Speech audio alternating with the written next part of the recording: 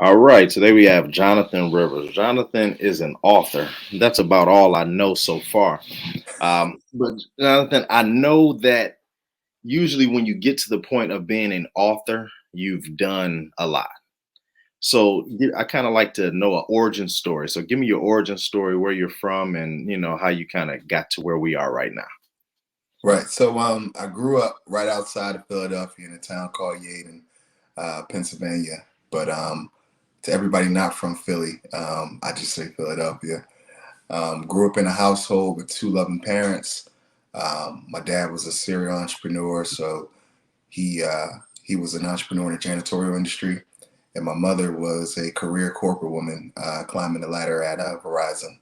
So they both had college degrees. My mom went and got her master's from Cornell and University of Penn. And yeah, I just had a great shining example of what um, parents should be and devoted in their marriage as well. So I can't leave out my grandmother, who was from right outside of Mobile, Alabama, in a town called Marbella. And literally, man, she was born 1916, so she got to see it all, man. And she instilled a lot of confidence in me, and really that's where my relationship with God started was through my grandmother. Um, but yeah, man, just a cat from Philly. Nothing spectacular about my upbringing, but besides the fact that that's where I learned my work ethic, and that kind of translated to my entire um, educational experience to, going to North Carolina A&T, being very active, working hard to get into different organizations. You can see this shirt. I didn't go to Cornell, but that's where my fraternity was founded.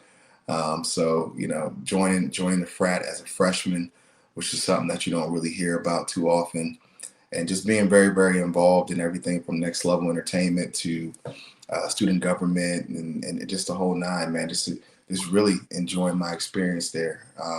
To a guy who graduated college with not a lot of fanfare. GPA was very average at best. We call it a 2.0.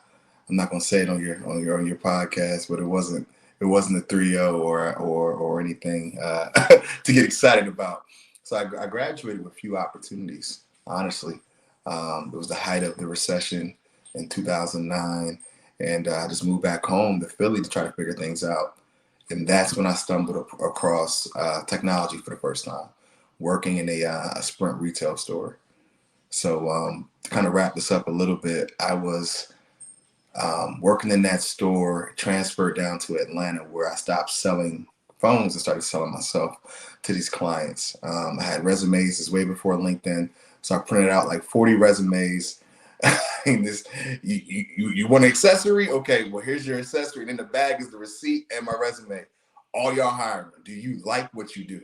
And all y'all hiring? And literally, I compiled my own database of contacts, followed up, and that's what kind of led to me getting my first job in corporate America, really, where it required a degree, and I went through a very, very competitive leadership development program with AT&T, which then really launched my career. Right, moved to DC as a territory manager, moved back to Atlanta in another role, switched companies, went to a startup, learned software, and now my resume. Fast forward, I've worked for SAP and Salesforce and AWS as it currently stands, VMware.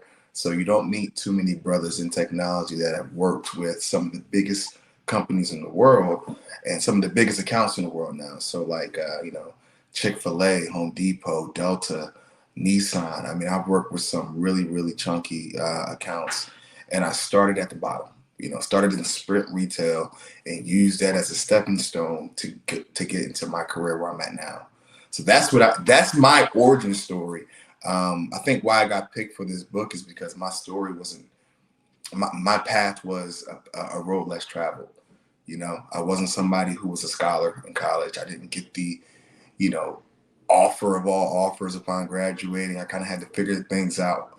I had to take whatever job and opportunity came my way, and make the best of it. And that's where that work ethic kind of comes into play of my upbringing, because I've always been a hustler. You know, I never pretend to be a test taker or somebody who's in the weeds. No, I want to be a mile wide and an inch deep, and then I want to go in a certain direction. But now I've tapped into my entrepreneurial side, and I think that's what makes me a little bit unique on and writing this book. So now I started a company about a year ago called Happy Hour Investors, where our mission is basically to close the Black wealth gap. And the biggest way to do that in the U.S. is to invest in real estate, and we're making investments easy and fun for our investors. So our motto is we want to take your 5 to 9 and turn it into your 9 to 5. So, you know, happy hour happens between the hours of 5 and 9. And some of those conversations, just moving and shaking in Atlanta, you could literally go to a networking event / happy hour and walk away with all the contacts you need to start a brand new business. And that's essentially what happened here. Met a mentor over cigars during happy hour, met my business partner. We decided that we wanted to press go on this thing, and fast forward, you know, we're managing over $1 million in assets in just under a year. Right now, we have four projects going just in Q4 of this year. These are fix and flips, and then in 2022, we're going to expand and start really diving into buy and holds. But the main thing is we're taking investors who have never done investing before. We're taking it, making it easy. We're taking the risk. We're guiding it through the process. And we want all our investors to be able to go and graduate our kind of partnership and start bringing us into their deals and bringing us into their opportunities, whatever they start to do, whether it's real estate based or some other type of entrepreneurial endeavor. So that brings you up to the present. Makes sense. Now, so why real estate? I understand it. That's how Black people, you know, are going to build our wealth up and kind of close that wealth gap. But why did you decide to go real estate when you already had some experience in technology sales type of thing? Yeah. You know, for me, it's always been in my DNA to be an entrepreneur. My dad's father was a serial entrepreneur. I mean, he sold everything from grade plots. He had a barbershop. He was on the radio, first Black mayor of Cuthbert, Georgia, which is like a very, back then, heavily concentrated place where the KKK used to convene. So he was up against a lot back in the day. So that was a big deal in Ebony magazine, the whole nine. I'll go ahead and give my fiance some real credit here. She kind of was the first person to really dive and water the seed that was my entrepreneurship, right? And like everybody has their relationships and things like that. Everybody's different. I don't judge anybody's relationship, but no woman had ever poured into that side of me. They always saw the success I had in corporate America and the safe job. But would always give me the brother never want to work for the man. You know what I'm saying? Like everybody, but that was never my MO. I was just like, I just haven't found what I wanted to do entrepreneurially. And right before I met my fiance, I started a project here in the West End in Atlanta, which is an historically Black neighborhood that's been now starting to be gentrified, but it's always been rich in history. So Ralph David Abernathy, Martin Luther King, I mean, you name it, they lived here, like the doctors, the lawyers. And then, of course, over years, it turned the other direction, projects, people just not taking care of their homes, the crime and everything. But now it's turning the other way. And I wanted to get in on the ground floor and invest. So that's what I did here. I invested, but I wanted to walk the walk. You know what I'm saying? So I moved into the West End, did a 7-month rehab, and found out that I loved it. And that's what kind of started the wheels turning. Then when I met her, she started plugging me into resources. Okay, you want to do this? I know a guy. You want to do this? I know a gal. Here's a book. Here's a seminar. Pay for this. And I'm just like, whoa. Like, it's a totally different skill set for entrepreneurship than it is for corporate America. Corporate America, you show up and they feed you. Here are your books, here are your curriculum. Entrepreneurship, you have to make relationships. You got to pay to play sometimes when it comes to those relationships. Make sure it's worth their time and yours. So financial commitments on that end. And it's really, you really got to do it ad hoc, and you got to be prescriptive on your own right and be proactive in getting your own resources and your own knowledge. So I had to kind of rewire my brain to think as an entrepreneur and to move as an entrepreneur to even reach this level of success that I've reached so far. Right. Makes sense. So in your writing, if someone reads your writing, what are they probably going to get out of it? Or what do you want people to get out of it? I want people to see a real story. It's so many social media and everything that you see in media and people are showing their highlights. My story is going to be the real deal. This is the lowlights. This is where I failed. This is where I succeed. This is where I lucked up. I want people to look at my story and be inspired that it doesn't matter where they're at currently or what decisions they've made in the past. It's all about the present and the future and no looking back. So you can take control of your own destiny no matter how many missteps you made along the way, and to not compare yourself to other people, because they say, have you ever heard the slingshot effect? Mhm. So yeah, I'll explain for those listening, right? Of course you have, right? So it's like the longer you draw back that slingshot, when you release it, the further it'll go. And that's literally my life, man. I've really come a long way, and what some people think is a short time, but I've been at this for 15 years. You know what I'm saying? And like, it's no such thing as an overnight success, and there's no success without sacrifice. So I want somebody to read my story and be inspired that no matter what their situation is currently, that they can definitely make a change. And that's been my life. At certain points, I felt like I was just running into quicksand, not going anywhere. Going against the current. But finally, man, when it clicked, it clicked. And that's what I want people to take from my story is it doesn't matter where you've been. It's all about where you're going. No looking back. And literally, like, it's no formula for success.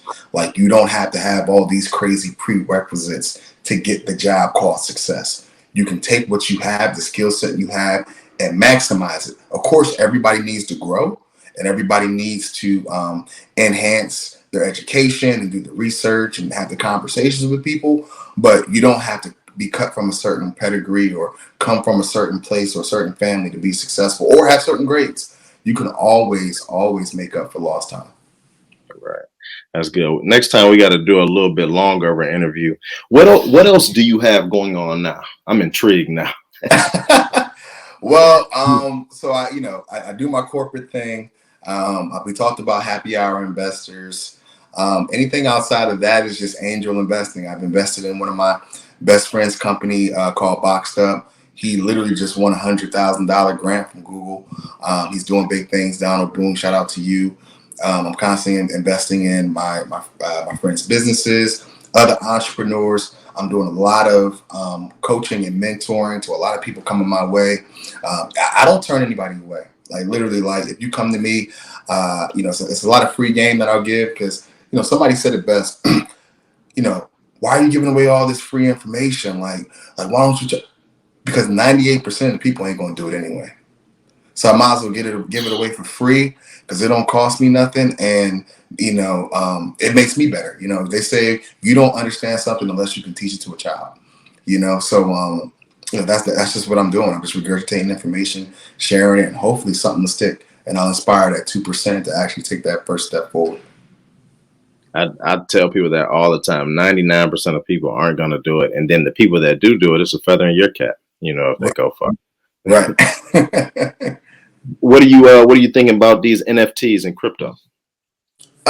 Crypto is, in technology. Of course, I know what crypto is because I've been studying blockchain for like 5 years. So blockchain is very real, and so is crypto. I like the concept. I got some money tied up, but I'll be honest. I'm like Warren Buffett. I don't really like to invest in anything I don't understand, right? And the whole crypto, why it goes up, why it goes down, fundamentally makes sense, but like why? You know what I'm saying? It's not a tangible thing. So my investment strategy is really geared towards what I invest in, companies like Amazon, Apple, Lucid, Tesla, things of that nature. I got a little bit of money stashed in crypto that I just literally forget about. And then the rest of my money literally goes to real estate. It's tangible. It's easy to digest. You can see it. You can put your hands on it. Land. You know, it's crazy because you know, I read a stat the other day that if you had to guess, like, what percentage of land do Black people own in America? If you had to guess a percentage, 1%. it's 2%. 2% of all the land in the United States is owned by Black people. That is a problem. Major problem. Yeah. Makes sense. How can people get in touch with you, Rev? Okay, well, they can definitely find me. I put my IG handle on here. It's at JRIB3. That's JRIB3. They can also hit me on my business Instagram, which is hhinvestors.com, which is it's hhinvestors.com, and then the handle is at hhinvestors, which stands for Happy Hour Investors.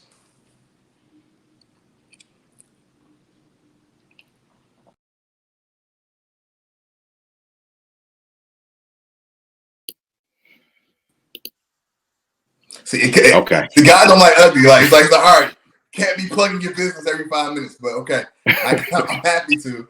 So, what was the last thing you heard, Todd? Right. Okay. So, so the last thing, just say. Change.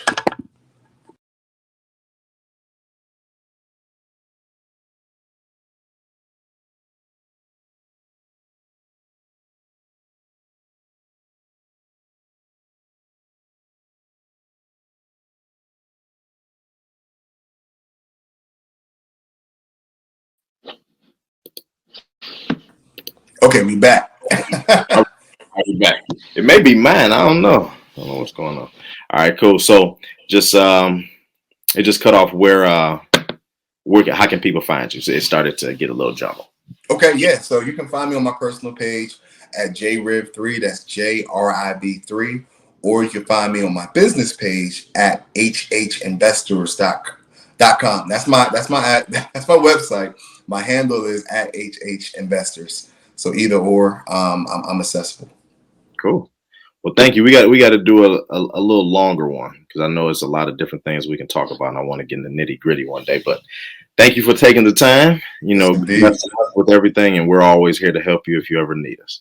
Absolutely. Thanks, Ty. I appreciate it, man, and good luck with what you're doing, man. I love what HBCU Grad is doing, man. So hats off to you and your people. Thank you. Thank you. Absolutely.